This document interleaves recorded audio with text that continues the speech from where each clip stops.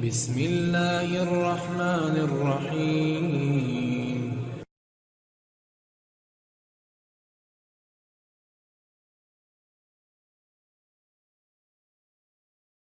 اعوذ باللہ من الشیطان الرجیم، بسم اللہ الرحمن الرحیم۔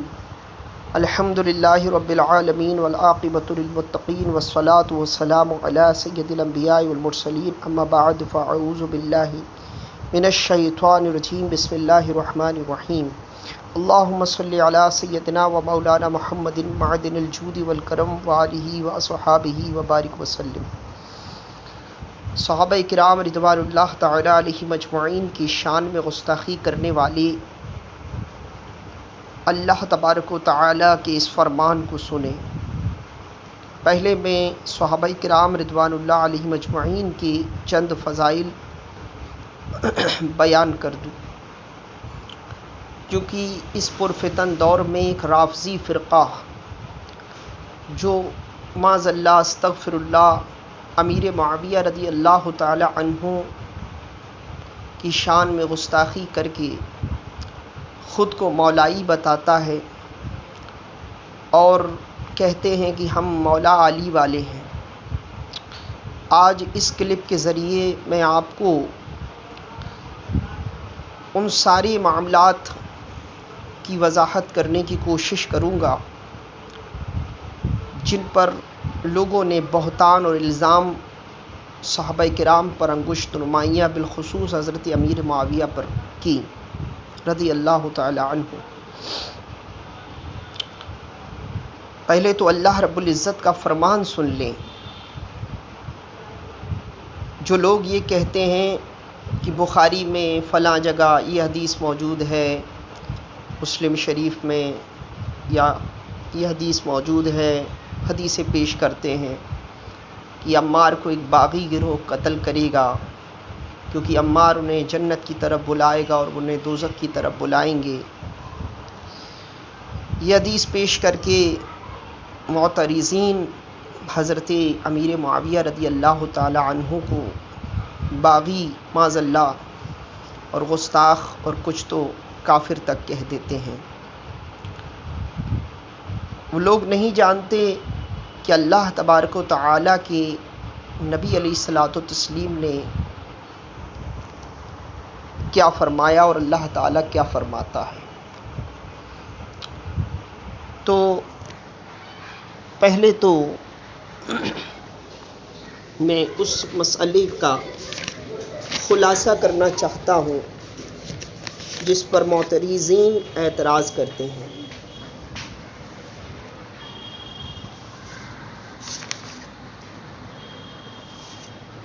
آپ حدیث پاک پڑھتے ضرور ہیں، مگر آج ایسے فتنے کا دور چل پڑا ہے کہ جو لوگ حدیث کی ہا بھی نہیں جانتے، وہ لوگ اپنی طبیعت کے مطابق حدیثیں نکال کر اپنی بات منوانے کے لیے اس کی معانی اخذ کرتے ہیں الٹے سیدھے، اور پھر لعن طعن شروع کر دیتے ہیں۔ ان کو یہ بھی علم نہیں ہے کہ اقسام حدیث کتنے ہیں، اصول حدیث و علوم حدیث سے واقفیت نہیں، بس موبائل کھولا، اپنی طبیعت کی مرضی کی حدیث نکالی یا سنی کسی جاہل سے یا کسی حاسد سے اور بس وہ فٹ کر دی، اور یہ بتانے کی کوشش کی کہ دیکھو یہ حدیث آئی ہے، اب اس پر تم کیا کہتے ہو، پھر پریشان کرنا شروع کر دیتے ہیں۔ جبکہ ان سے پوچھا جائے کہ اللہ کے بندے یہ بتا، کیا تجھے حدیث دانی کا علم ہے؟ کیا تو حدیث داں ہے؟ کوئی محدث ہے تو کہا کہ تو اس کا ذرا بھی علم حدیث پر اس کو ذرا بھی علم نہیں ہوتا، اور وہ بات پیش کرتا چلا جاتا ہے، اس کو یہ تک نہیں معلوم کہ حدیث کے صحیح ہونے میں کیا حکم ہے، ضعیف کا حکم کیا ہے، سند و متن کیا ہے، حدیث مرسل و شاذ کسے کہتے ہیں، کوئی علم اس کو حدیث کا نہیں ہے، بس اس کو تو سن سنا کے دیکھ دکھا کے کتاب یہ حدیث ہے۔ میں ایک سوال کرنا چاہتا ہوں، جب یہ حدیث تم نے بخاری سے نکال لی یا مسلم سے، تو ایک حدیث یہ بھی ہے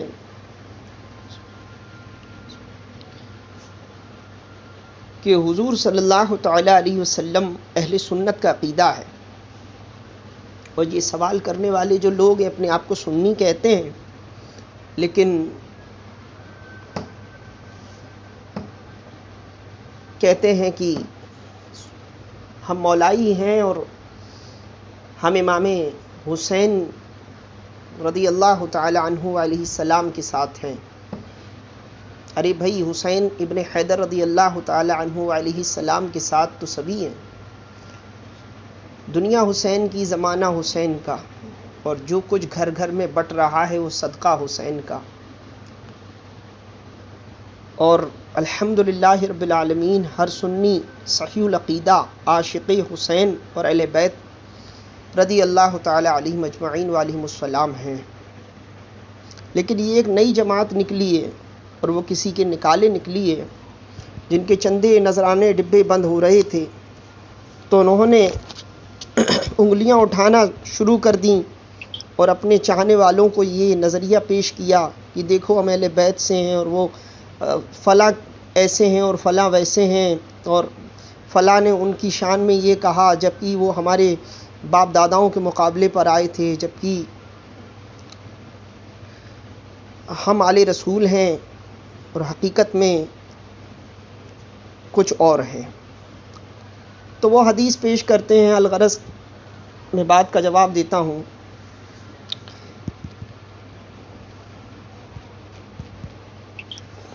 پیش کرتے ہیں وہ حضرت عمار والی حدیث کہ عمار کو ایک باغی گروہ قتل کرے گا کہ وہ اسے جنت کی طرف بلائے گا اور وہ انہیں جہنم کی طرف، اور اس حدیث کو پیش کر کے حضرت معاویہ رضی اللہ تعالی عنہ پر انگشت نمائی کرتے ہیں اور ان کو مولا کائنات کا غدار و معاذ اللہ استغفر اللہ، بعض تو کافر تک کہہ دیتے ہیں۔ اب میں ان سے پوچھنا چاہتا ہوں کہ بخاری میں حدیث ہے رسول اللہ صلی اللہ علیہ وسلم کی،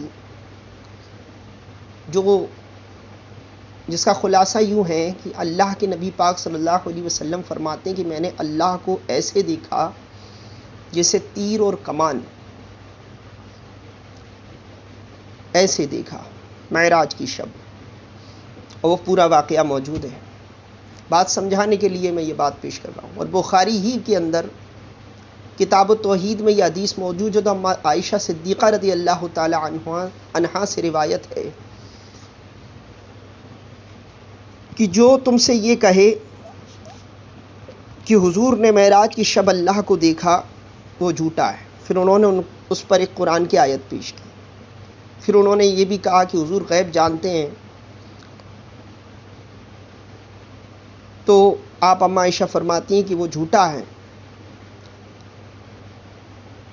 پھر انہوں نے قرآن کی آیت پیش کی، اور یہ حدیث بخاری شریف میں موجود ہے۔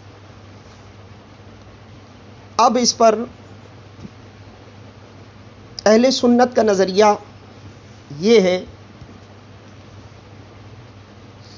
کہ بنسبت عائشہ رضی اللہ تعالی ام المومنین حضرت عائشہ رضی اللہ تعالی عنہا کے حضور کے قول کو اہمیت و فوقیت دی جائے گی، کیونکہ وہاں عائشہ صدیقہ اپنی ذاتی رائے پیش کر رہی ہیں، اور حضور علیہ الصلاۃ والتسلیم جو ہے وہ بتا رہے ہیں جو یقینی اور کامل ہے۔ تو اس پر دو گروہ بنے، ایک وہابی جنہوں نے اس حدیث کو لے کر یہ کہا کہ دیکھو حضور غیب نہیں جانتے، اماں عائشہ صدیقہ سے ہے، بخاری میں ہے، اور حضور نے اللہ کو نہیں دیکھا، یہ خواب وغیرہ جیسا کہ ان کا عقیدہ ہے وہ اس حدیث سے ثابت کرنے کی کوشش کرتے ہیں، جبکہ علماء اہل سنت اس کا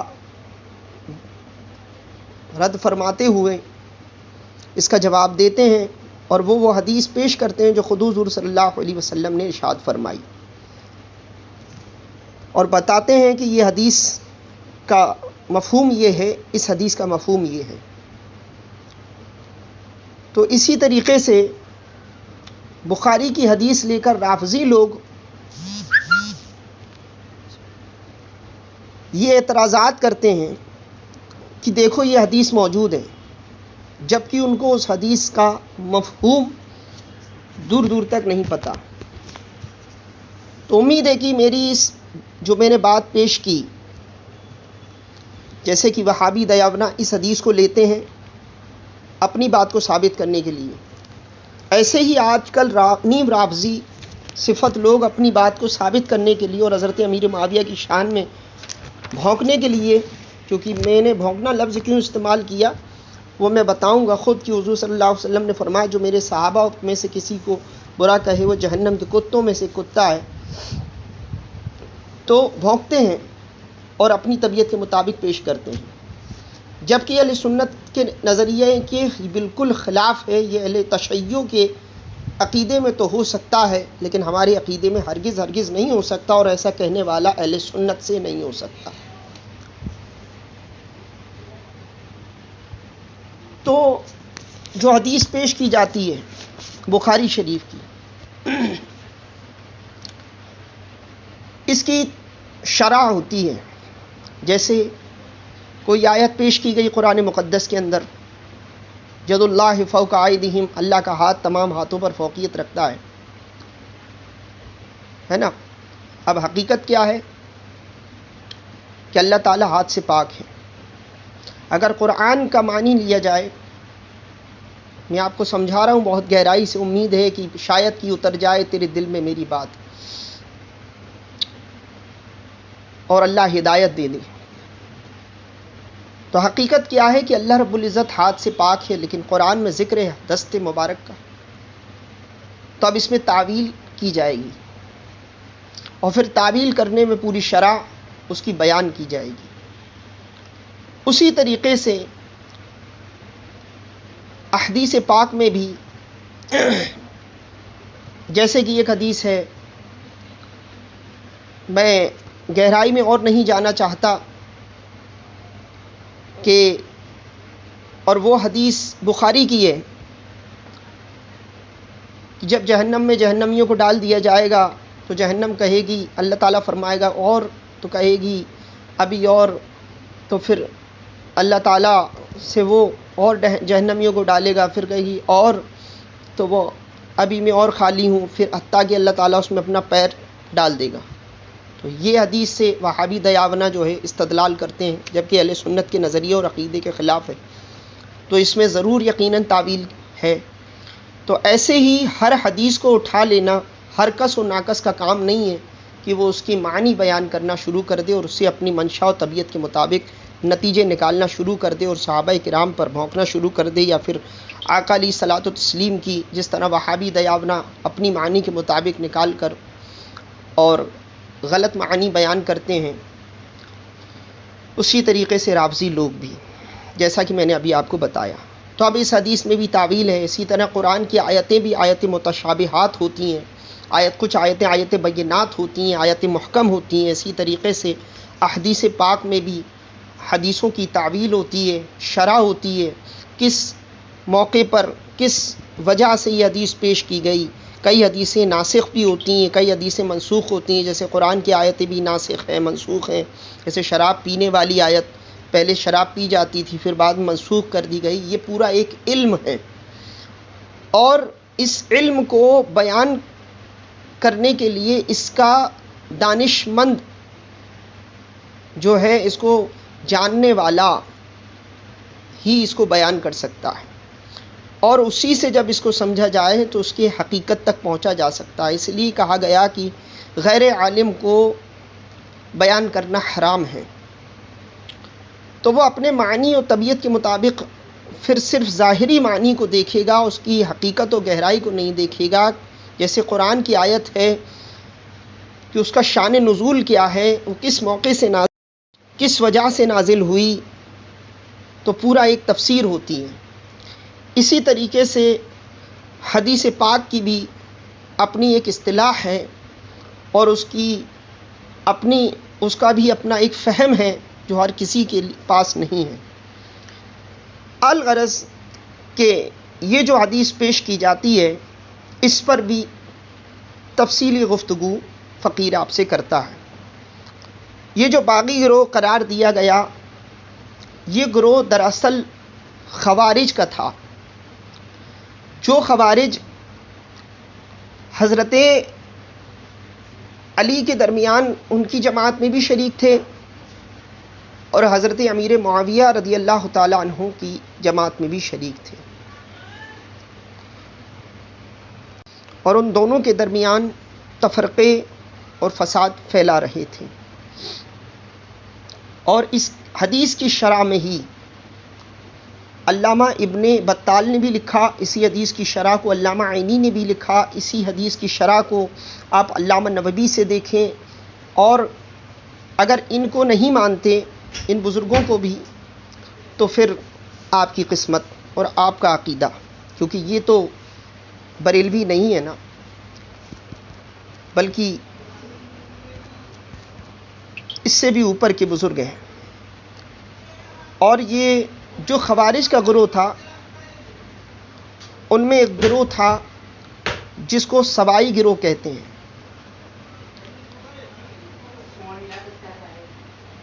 اور اس میں ایک شخص تھا جس کا نام عبداللہ ابن سبا تھا۔ سنن ابو داؤد شریف میں بھی، تاریخ طبری میں بھی، الوداع والنہایہ میں ابن کثیر نے بھی، اور خود شیعوں کی کتاب نہج البلاغہ میں بھی اس کا ذکر ملتا ہے کہ وہ ایسا شخص تھا جو حضرت عثمان غنی رضی اللہ تعالی عنہ کے زمانے میں بظاہر ایمان لایا، ظاہری طور پر، کیونکہ اس کو حسد تھا کہ حضرت عمر فاروق کے زمانے میں رضی اللہ تعالیٰ عنہ کے زمانے میں ایران فتح ہوا، اور یہودیوں سے ہی یہ گروہ نکلا تھا، یہودیوں سے یہ گروہ نکلا تھا، تو اس میں ہی ایک شخص تھا عبداللہ ابن سبا، تو اس نے بدلہ لینے کی کوشش کی اور اس گروہ پیدا کیا جس کو خوارج گروہ کہتے ہیں۔ اسی حدیث کی تفسیر میں جن ائمہ کی میں نے نام لیے ہیں، آپ ان کی تفسیریں پڑھ کر دیکھیں، بخاری شریف کی جو انہوں نے تفسیر لکھی۔ موجودہ جو آل رسول ہیں، سید زادے ہیں، علامہ غلام رسول سعیدی رحمۃ اللہ علیہ، انہوں نے 40 تقریباً بہت بڑی شرح بخاری شریف کی بھی لکھی ہے، مسلم شریف کی بھی لکھی ہے، اسی میں انہوں نے بھی یہی بات بیان کی، وہ بھی تو سید ہیں، آل رسول ہیں، کہ یہ گروہ خوارج کا تھا جو دونوں کے درمیان موجود تھا، اور انہی میں سے کسی ایک نے حضرت عمار بن یاسر رضی اللہ تعالی عنہ کو قتل کیا، تاکہ الزام حضرت امیر معاویہ پر آئے اور صحابہ کے درمیان تفرقے پیدا ہوں۔ اب آپ کہیں گے یہ تو ایک فسانہ ہے، ہو سکتا ہے کہ کوئی بات نہ بھی مانے، تو اب آئیے ذرا جنگ صفین سے پہلے جنگ جمل کا تھوڑا معائنہ کر لیں، مشاہدہ کر لیں۔ حضرت زبیر بن عوام صحابی رسول ہیں، عشرہ مبشرہ میں سے بھی ہیں، اور حضور کے حواری بھی ہیں۔ حضور نے فرمایا میں ہر امت کا ایک حواری ہوتا ہے، میری امت کا حواری زبیر ابن عوام ہے۔ بخاری شریف میں یہ حدیث موجود ہے، کتاب المناقب میں آپ دیکھ سکتے ہیں۔ تو زبیر کو قتل کرنے والا حضور نے فرمایا اس کو جہنم کی بشارت ہے۔ اب جو لوگ عمار کی بات، حضرت عمار رضی اللہ تعالی عنہ کی بات پر حضرت امیر معاویہ کو پر انگشت نمائی کرتے ہیں، تو جانتے ہیں وہ لوگ کہ حضرت زبیر کو جنگ جمل میں قتل کیا گیا اور یہ حضرت علی کے مقابلے پر لڑ رہے تھے۔ اب اس حدیث کے مطابق معاذ اللہ تو کیا مولا کائنات پر الزام لگایا جائے گا؟ اللہ اکبر کبیرہ، ہرگز نہیں، کیونکہ حدیث تو یہی کہہ رہی ہے، اور وہ لڑ بھی مولا کائنات کے مقابلے پر رہے تھے جنگ جمل میں۔ تو اب آپ خود ہی کہنے پر مجبور ہو جائیں گے کہ مولا کائنات ایسا ہرگز نہیں کر سکتے، یقیناً یہ کوئی دوسرا ہوگا، کیونکہ حدیث جھوٹی نہیں ہو سکتی۔ بے عین ہی یہی ہم سمجھانا چاہتے ہیں کہ وہ خوارج کا گروہ تھا جو جنگ جمل میں تھا، وہی جنگ صفین میں بھی تھا۔ تو جس طرح زبیر ابن عوام کو جو ہے قتل کرنے والے پر جہنم کی بشارت ہے، تو وہ وہی خوارج ہیں، اور یہ خوارج بہت خطرناک گروہ ہے، حضور صلی اللہ علیہ وسلم کے زمانے میں پیدا ہوا۔ تو حضور علیہ الصلوۃ والتسلیم جب مال غنیمت تقسیم فرما رہے تھے تو اس نے حضور پر اعتراض کیا کہ اے محمد معاذ اللہ استغفر اللہ صلی اللہ علیہ وسلم سے کہا کہ انصاف کرو۔ تو حضور نے کہ صحابہ نے تلوار سوت لی، تو حضور نے روکا،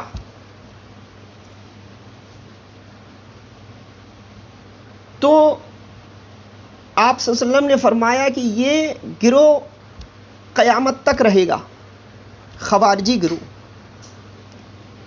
اور وہ آپ خود اپنی آنکھوں سے دیکھ رہے ہیں، جنگ جمل میں بھی رہے اور جنگ صفین میں بھی یہ نکل کے آئے۔ تو زبیر ابن عوام کو جب بشارت، قتل کرنے والے کو جہنم کی بشارت ہے، تو معاذ اللہ استغفر اللہ، ہم مولا کائنات پر سوچ بھی نہیں سکتے۔ اسی طریقے سے ذرا ہوش کے ناخون رکھیں وہ لوگ جو حضرت امیر معاویہ رضی اللہ تعالی عنہ کی شان میں گستاخی کر کے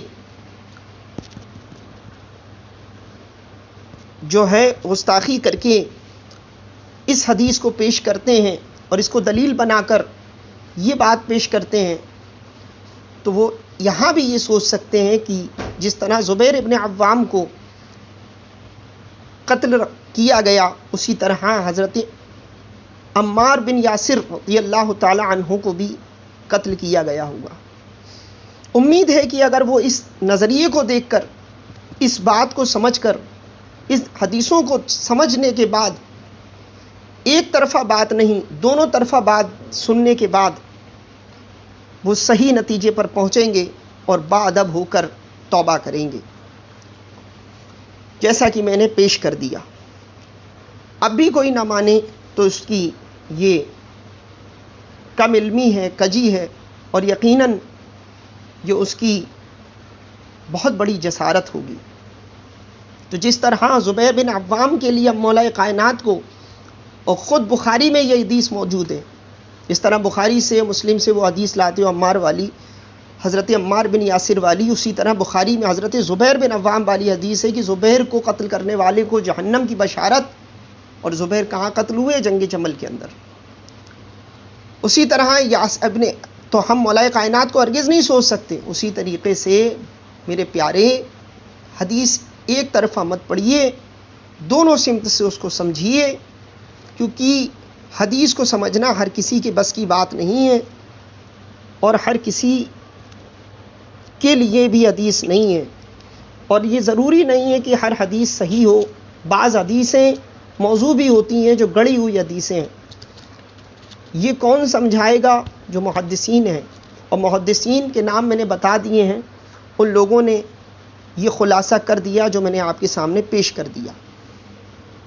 اب جو لوگ گناہ کہتے ہیں وہ کیا نہیں جانتے کہ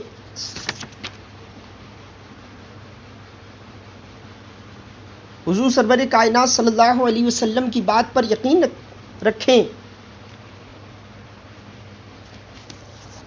تاریخ دمشق میں ہے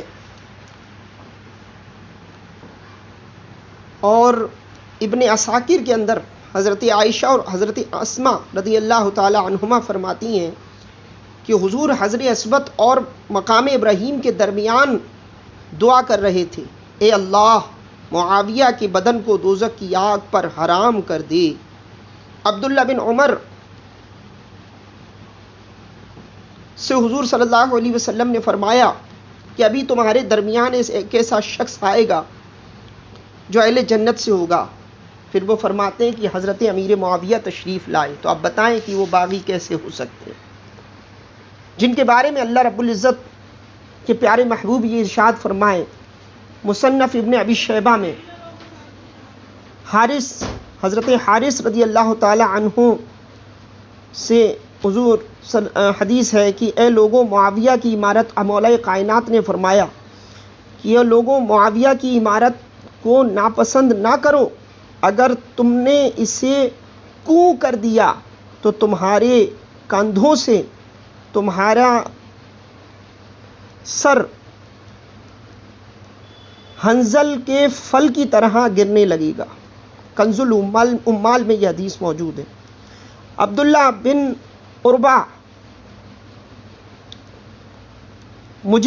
فرماتے ہیں کہ مجھے اس شخص نے خبر دی جو جنگ صفین میں شامل تھا کہ مولا کائنات اہل شام کی طرف دیکھ کر دعا کی، اللہ تعالیٰ میری اور ان کی مغفرت فرما، اور عمار کو پھر لایا گیا تو پھر عمار رضی اللہ تعالیٰ عنہ کے لیے بھی حضور نے یہی دعا فرمائی کہ اللہ تعالیٰ عمار کی بھی مغفرت فرما، اور پھر مولا کائنات فرماتے ہیں کہ ان کے لیے بھی یہی دعا کی۔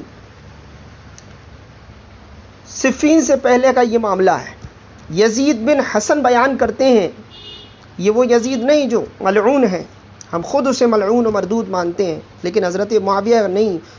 حضرت علی سے جنگ صفین کے بارے میں سوال کیا تو حضرت علی نے فرمایا ہمارے مقتول اور ان کے مقتول جنت میں ہیں، اور یہ معاملہ میرے اور معاویہ کی طرف سونپ دیا جائے گا قیامت کے دن، لوگ اس میں نہ پڑیں۔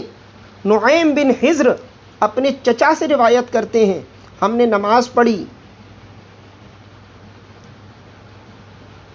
تو اذان دی، تو انہوں نے بھی نماز پڑھی اہل شام نے، اور انہوں نے بھی اذان دی، ہم دونوں کے درمیان مقتول آپس میں موجود تھے۔ حدیث پاک کا خلاصہ پیش کر رہا ہوں۔ جب حضرت علی سے جب سلام پھیرا تو ہم نے حضرت علی سے پوچھا تو حضرت علی نے فرمایا جو ہم میں سے ان میں سے اللہ کے راستے میں قتل کیا گیا وہ جنت میں ہے۔ ابن عساکر میں کی بھی روایت میں نے آپ کو بتا دی۔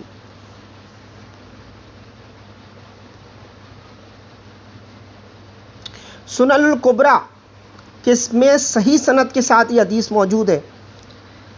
حضرت علی سے سوال کیا گیا جو آپ کے مقابلے میں جنگ صفین میں آئے تھے، کیا وہ مشرک تھے؟ مولا کائنات نے فرمایا نہیں، وہ تو خود شرک کو چھوڑ کر ایمان میں آئے تھے۔ کیا وہ منافق تھے؟ تو کہا کہ نہیں، منافق تو وہ ہوتا ہے جو اللہ کا ذکر قلیل کرے، وہ تو کثرت سے اللہ کا ذکر کرتے ہیں۔ تو پھر آپ نے ارشاد فرمایا وہ ہمارے بھائی ہیں، بس یہ ہے کہ وہ ہمارے مقابلے پر آ گئے تھے، اور پھر جب انہوں نے ہماری طرف رغبت کی تو ہم نے انہیں معاف کر دیا، قبول کر لیا۔ اب آپ بتائیے، جو لوگ اس بات کو بھی نہیں مانتے کہ امام حسن نے حضرت معاویہ سے صلح کی، اور پھر کہتے ہیں کہ وہ صلح پر قائم نہ رہے، تو کیا ان کے کو یہ حدیثیں بھی نہیں دکھتی جو رسول اللہ صلی اللہ علیہ وسلم نے اور حضرت مولا کائنات نے خود فرمائیں؟ تاریخ دمشق میں دیکھیے، جلد نمبر 59 صفحہ نمبر 132 پر ابو مسلم قولانی نے حضرت معاویہ سے پوچھا کیا آپ ان سے خلافت کے بارے میں لڑتے ہیں یا آپ ان سے افضل ہیں؟ تو امیر معاویہ کیا فرماتے ہیں سنو، کہا میں اس بات کو خوب جانتا ہوں کہ حضرت علی مجھ سے کئی گنا افضل ہیں اور خلافت کے حقدار ہیں۔ کیا تمہیں نہیں معلوم کہ حضرت عثمان کو ظلماً قتل کر دیا گیا؟ میں ان کے چچا کا بیٹا اور ان کا ولی ہوں اور ان کے قصاص کا مطالبہ کرتا ہوں۔ بس اس بات کی جنگ تھی۔ اب سمجھیے یہاں حضرت علی حق پر تھے، کیونکہ اس وقت جو تھا، اور اس بات کو خود اعلیٰ حضرت نے فتاوی رضویہ شریف میں لکھا ہے، اور حضرت معاویہ خطائے اجتہادی پر تھے۔ خطائے اجتہادی وہ خطا ہوتی ہے کہ جس پر ایک اجر دیا جاتا ہے، جیسے کہ حضرت آدم علیہ السلام نے جنت میں پھل کھایا، وہ خطائے اجتہادی تھی۔ اگر اس کی تفصیل آپ علماؤں سے پوچھیں گے تو آپ کو پتہ چلے گا، کیونکہ پیغمبروں سے گناہ نہیں ہوتے۔ خطائے اجتہادی پر ایک اجر دیا جاتا ہے۔ دونوں ہی اجتہاد کر رہے تھے حضرت عثمان غنی کے قتال کے معاملے پر۔ مولا کائنات حق پر تھے، اس لیے کہ مولا کائنات زیادہ علم دار، زیادہ حقدار، زیادہ فضیلت والے ہیں، اور حضور علیہ الصلوۃ والتسلیم کے زیادہ قرابت دار ہیں بنسبت حضرت امیر معاویہ کے۔ تو اس وقت مدینہ شریف کے معاملات، وہاں کے معاملات ایسے نہیں تھے کہ فوراً قتال قصاص لیا جائے حضرت عثمان کا۔ اور حضرت امیر معاویہ خطا پر اس لیے تھے کیونکہ وہ قتال کی عجلت فی الفور چاہ رہے تھے کہ قتال لیں، بس ان سے یہ خطا ہوئی کہ انہوں نے جلد بازی کی بس۔ باقی یہ جو باتیں بیان کی جاتی ہیں کہ عمار کو اور فلاں ایک افسانہ بنا کر ایک طرف حدیث دیکھ کر، جیسا کہ میں نے آپ کی گزشتہ اوپر جو ذکر کیا وہ سب پیش کرتے ہیں، اور پھر حضرت معاویہ کی شان میں لعن طعن شروع کر دیتے ہیں۔ تو حدیث کے بھی اصول ہوتے ہیں، اصولاً اور تعلیقاً۔ جو روایت صحیح متصل ہو اس کو باب بنانے کے بعد اس سے پہلے روایت کرتے ہیں، اور جو تعلیقاً ہوتی ہے اس کو مطابعت شواہد میں ہوتی ہے، مطابعت کے لحاظ سے اس کو ذکر کرتے ہیں۔ ٹھیک ہے، بے شمار حدیثیں۔ تو صحابہ کرام رضوان اللہ علیہم اجمعین، بالخصوص حضرت امیر معاویہ رضی اللہ تعالی عنہ، حضرت امیر معاویہ رضی اللہ تعالی عنہ کے درمیان جو مشاجرات ہوئے وہ سب خطائے اجتہادی تھے۔ بے شک اس پر علی حق پر تھے، اور وہ میں نے بتا دیا کہ اس وقت حالات ایسے نہیں تھے کہ فوراً حضرت عثمان کا قصاص لیا جائے۔ تو یہ ساری دلیل میں نے آپ کو پیش کی۔ اب ذرا صحابہ کی فضیلت پر بھی چند حدیثیں پیش کر دوں تاکہ لوگ گمراہی اور گناہ سے بچ جائیں۔ سورہ مجادلہ پارہ نمبر 28 رکوع نمبر 3 آیت نمبر 22، ترجمہ کنز الایمان۔ اللہ تبارک و تعالی ارشاد فرماتا ہے، یہ ہیں وہ لوگ صحابہ کرام کے بارے میں جن کے دلوں میں اللہ نے ایمان نقش کر دیا اور اپنی طرف کی روح سے ان کی مدد فرمائی، اور انہیں باغوں میں لے جائے گا جن کے نیچے نہریں بہہ رہی ہیں، ہمیشہ ہمیشہ ان میں رہیں گے، اللہ ان سے راضی اور وہ اللہ سے راضی ہے۔ اس کی رحمت اور کرم سے یہ اللہ کی جماعت ہے، سنتا ہے اللہ ہی کی جماعت کامیاب ہے۔ اب بتائیے، کیا حضرت معاویہ صحابی رسول نہیں تھے؟ اللہ تبارک و تعالیٰ پھر فرماتا ہے، اور جو اللہ اور اس کے رسول کا حکم مانے تو اس سے ان کا ساتھ ملے گا جن پر اللہ نے فضل کیا، یعنی نبی اور صدیقین اور شہید اور نیک لوگ، یہ کیا ہی اچھے ساتھی ہیں۔ سورہ نساء پارہ 5 رکوع 9 آیت نمبر 69۔ قریب ہے کہ تمہیں تمہارا رب ایسی جگہ کھڑا کریں جہاں سب تمہارے حمد کریں۔ سورہ بنی اسرائیل پارہ 15 رکوع 9 آیت 79۔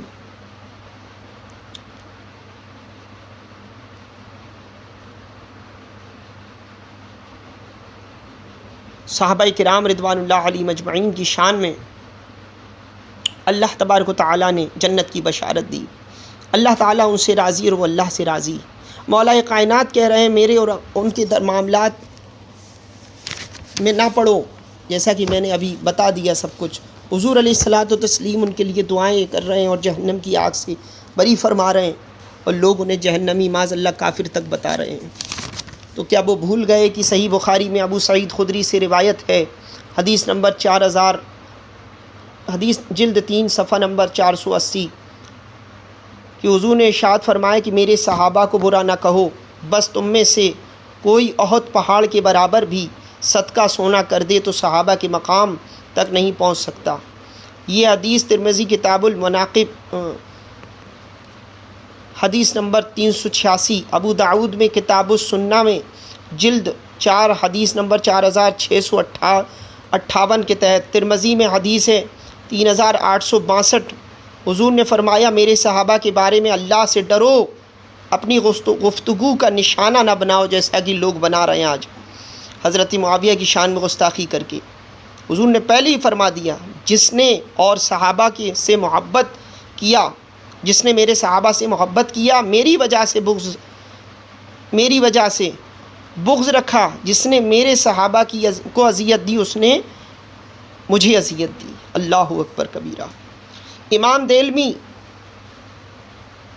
مسند الفردوس میں جلد 2 حدیث نمبر 3400، اللہ نے حضور سے سوال کیا تو اللہ نے وحی کی، یا رسول اللہ صلی اللہ علیہ وسلم آپ کا ہر صحابی میرے نزدیک آسمان کے چمکتے ستاروں کی طرح ہے، بعض پر فضیلت رکھتا ہے، تو جو ان میں سے کسی کے بھی اختلاف جس کی پیروی کرے گا، اتباع کرے گا، جس کی بھی پیروی کرے گا وہ ہدایت پر ہوگا۔ یہ حدیث موجود ہے۔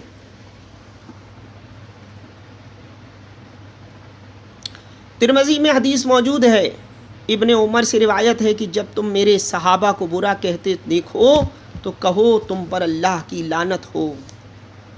اللہ اکبر کبیرہ۔ اب اس سے زیادہ میں کیا بیان کروں؟ اللہ، لوگوں کو حیا نہیں آتی، غیرت نہیں آتی کہ وہ صحابہ کرام رضوان اللہ علیہم اجمعین کی شان میں انگشت نمائیاں کرتے ہیں، نکتہ چینیاں کرتے ہیں۔